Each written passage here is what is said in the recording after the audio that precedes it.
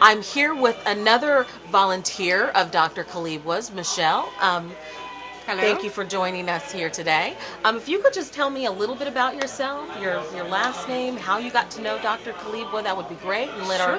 our audience out there know some more about you too. Sure. My name is Michelle Mauserel. I've only met Margaret, well, I guess it's almost a month now. And immediately I adored her. I'm sure you've seen her, if you've been watching this, you've seen her exuberance and her personality, and I just fell in love with her immediately. And anything she wanted me to do, I knew immediately I was willing to do. She is just one of the most wonderful, optimistic. If I had been working on a project for 5.5 years and not succeeded that well, I think I would have given up by now. But she's one of those people who never says no, and she's amazing, and she's been able to accomplish so much. And now she's really getting big.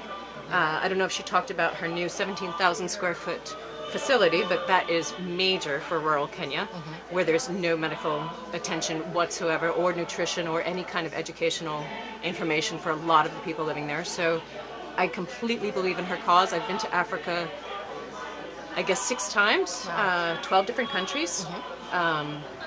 In love with Africa, feel like it's my homeland. And anything Margaret wants me to do, I am more than happy to be her assistant and helper and baker and bartender. Anything? Anything. Yeah, pretty much anything. So now, outside of, she has a beautiful spirit. And Yes, she does. What brought you specifically to help with Tropical Clinics? Did you volunteer with other organizations, or what was it about that Tropical Clinics that brought you? Well, specifically, I have a couple favorite countries in Africa. One of them is Rwanda, where I personally sponsor a couple families. I've put them into business and put them through school, that sort of thing. Yeah, so Rwanda is one of my favorite pets, if you will. I have an orphanage there that I sponsor. Wow. Another favorite country is Botswana. And so Margaret and I just think along the same lines. Water is a major issue in Africa. So we just, the first time we talked, we just started talking about all the needs that Africa has. And being someone who was brought up on the East Coast and the West Coast in, rural, Westchester County, I know nothing about what it's like to go hungry, or to, I don't understand that. And being in Africa and seeing it firsthand, and seeing how much need there is in other places, it's just overwhelming. It's overwhelming. And if I didn't do something about it, I'd be an irresponsible person. So, you just have to give back. Now, did you feel that way before your first trip to Africa, or was it after you went to the country, or went to Africa and saw the tremendous need, that is what ignited you to want to give back and volunteer and to help?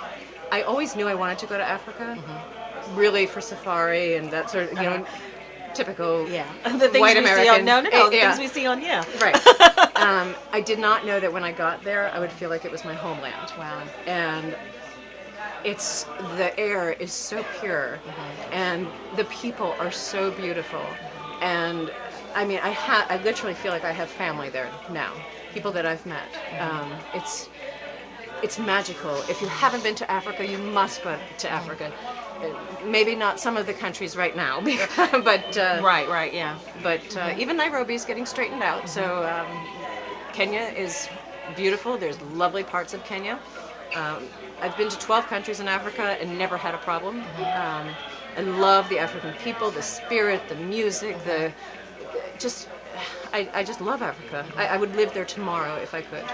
And when you go, how do you? I'm sure the people are welcoming, and that's extremely welcoming. and that's what's pulling you back each time. Absolutely. And you said that you're sponsoring a family in Rwanda. 2 families. 2 families in Rwanda. Yeah. Can you tell me just a little bit, even though it's a little different than, but it's still about the giving spirit, and I want to keep in that frame of thought. Tell me a little bit about what you're doing for those families specifically. Well, this one family, I basically fell in love with a relatively young boy, 22 years old, who was working as a waiter. Okay.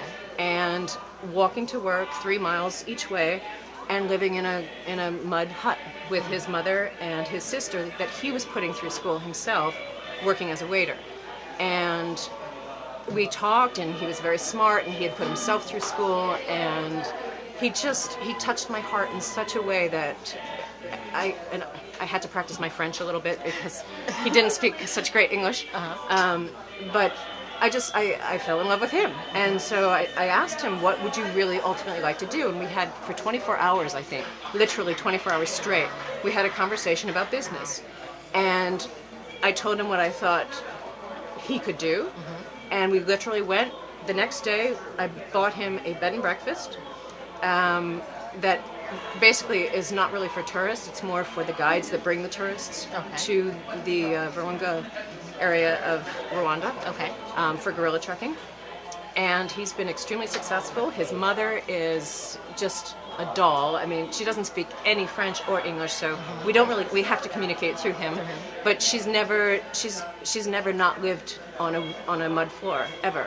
So it's just shocking for her to have a flushing toilet, to have a washing machine, to have things that she doesn't know how. You don't go down to the river and hand do your clothes, So it's been a huge change. But I have to say, it's also one of the best meals I've ever had in my life when she cooked for me at her bed and breakfast. And so that was one family. Now, that's is there one another family. family? There's another family.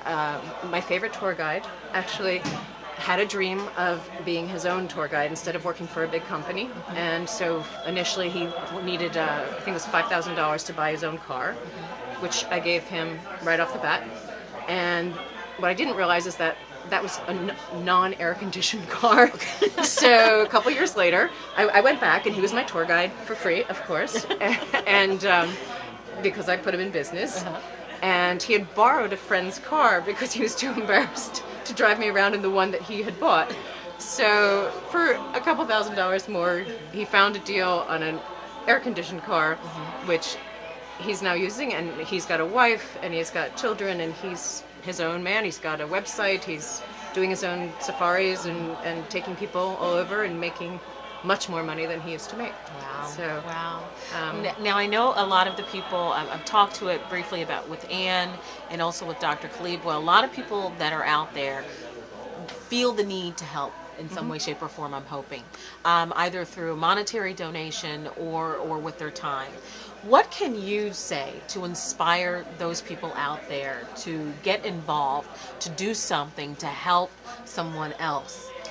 I can tell you that one of my attractions to Tropical Clinics in particular is not only is it a nonprofit 501c corporation, and it's all tax deductible, but knowing Dr. Margaret Kalibwa the way I do, I know it's only been a month, but one of the great benefits of her corporation is that she is from Kenya. She knows her stuff. She knows how to get a carton over there without having to pay bribes and do this and do that. And hardly any of the money that she gets goes to any kind of administration expenses. Almost every single dollar is going to her clinic, to supplying it, to staffing it, etc. So when you can find an organization like this, which is not easy, because I've always contributed to much larger organizations, and then I find out, oh gosh, 7 cents of my dollar actually goes to where it's supposed to go. Right. That's not the case with Tropical Clinics at all. She is 100% devoted to this. 100% of the monies that she's getting are going to staffing and this incredible clinic and trying to make it a real 365 days a year clinic, providing medical attention and nutrition and just educational information to people who wouldn't normally get it at all. I think that that's a very important point that you brought up, that the money that she's raising goes directly to those people in need. Right. Because I think a lot of people are fearful of donating to the causes in Africa. Absolutely. Because they're afraid that a majority of that money is going towards Well, there's a lot of just corruption. exactly. There's no question. There's a lot of corruption. Even Margaret has to deal with it. She has to get her container that she got from Johnson and Johnson through a lot of different people asking her for bribes. But she's a tough cookie. That's good. And she pretends to tape record them. And whenever she's asked, have you heard this story? No, I haven't. Oh, it's hysterical. I actually just gave her a real tape recorder today. Oh, wow. She used her phone as a device, as a little device that they wouldn't know, or a camera or something like that. And she said, "I'm sorry, but could you tell me that again? So you're asking for this bribe for what reason?" And then all of a sudden oh no, you don't have to pay the $300. So she knows what she's doing and how to get through the loopholes. And I guess you have to probably be from there to understand all of that. I know I've been taken advantage of a couple times, and I completely trust her. I mean, and it's a shame because you have so many people out there who have such a wonderful giving spirit, and that are going over there to help people that are really truly in need. You talked about some of that need just a few moments ago, but then to have to encounter people from their community that are kind of preventing these supplies and getting there. But it's great, just like you said, to have people like Margaret that can bypass those channels and get the need where it needs to go. Absolutely. And so that's so wonderful. And I hope that more people can be inspired by yourself, can be inspired by Ann Crisco, can be inspired by Dr. Kalibwa, can be inspired by Jim Parker to give. It just takes one person. Exactly. If one person broke the channel, if everyone decided someone else can do it, they'll do it. I don't have to. Right. It would stop. Right. So we need people like you out there, pushing forward. Happy to be there. No, seriously. I hope that we can clone a lot of the people here today and spread them out around everywhere and help to raise the money. You're there. Come join us. Come join and help out. But thank you so much. It was really a pleasure getting to speak with you. Pleasure to speak with and you. I hope that I get to meet you again in the future. I'm sure you will. And I wish you all the best luck Thank you so in your much. continued work.